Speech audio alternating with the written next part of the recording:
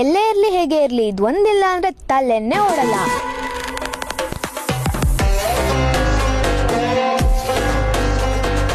ಸರಿ ಅಂತ ಬ್ಯಾಗಿಂದ ಚಾರ್ಜರ್ ತೆಗೆದು ಕಾಫಿ ಮಾಡೋಣ ಅಂತ ಹೋದೆ. ಅವಾಗ ಜ್ಞಾಪಕಾಗಿದೆ ಒಂದು ಅಡ್ವರ್ಟೈಸ್ಮೆಂಟ್.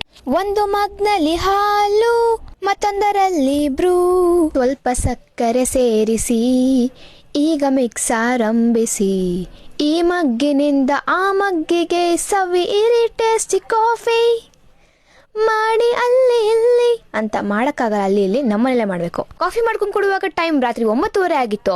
ಇದೇನಪ್ಪ ಊಟ ಮಾಡೋ ಟೈಮಲ್ಲಿ ಕಾಫಿ ಕುಡಿತಿದಾರೆ ಅಂತ ನೀವು ಅನ್ಕೊಳ್ಳೋದು ಸಹಜ ಬಿಡಿ. ಟೈಮ್ ಆಲ್ರೆಡಿ 10 ಗಂಟೆ ಆಗಿತ್ತು. ಏನ್ ಅಡ್ಗೆ ಮಾಡುದು ಅಂತ ಯೋಚನೆ ಮಾಡಕ್ಕೂ ಸಹ ಟೈಮ್ ಇರ್ಲಿಲ್ಲ. ಆ ಟೈಮಲ್ಲಿ ನಮ್ಮ ಅಜ್ಜಿಗೆ ಒಂದು ಪಟ್ ಅಂತ ಕಾಲ್ ಹಾಕಿ 10 ನಿಮಿಷಕ್ಕೆ ಒಂದು ರೆಸಿಪಿ ಹೇಳೋದು ಅಂತ ಕೇಳಿದಾಗ ನಮ್ಮ ಅಜ್ಜಿ ಹುಣ್ಸೆನ್ ರಸಂ ಮಾಡು ಅಂತ ಹೇಳಿದ್ರು. ಟೊಮೆಟೊ ರಸಂ ಈಸಿ ಅನ್ಕೊಂಡಿದ್ದೆ, ಬಟ್ ಈ ರೆಸಿಪಿ ಅದಕ್ಕಿಂತ ಈಸಿ ಇತ್ತು. ಕೊತ್ಕೊತ ಅಂತ ಕುದಿಯೋ ರಸಂ ಗ್ಲಾಸಲ್ಲಿ ಕೊತ್ತಂಬರಿ ಸೊಪ್ಪು ಹಾಕಿ ಬಿಸಿ ಬಿಸಿಯನ್ನ ತಟ್ಟೆಗೆ ಹಾಕೊಂಡು ಸಖತ್ ಊಟ ಮಾಡಿ ಕಂಡ್ರಪೆ ಕ್ಲೋಸ್ ಆಗ್ತಿತ್ತು, ದಿಮ್ ಕರಿತಿತ್ತು. ಒಳ್ಳೆ ಹುಡುಗಿ ತರ ಹೋಗಿ ಮಲ್ಕೊಂಡೆ.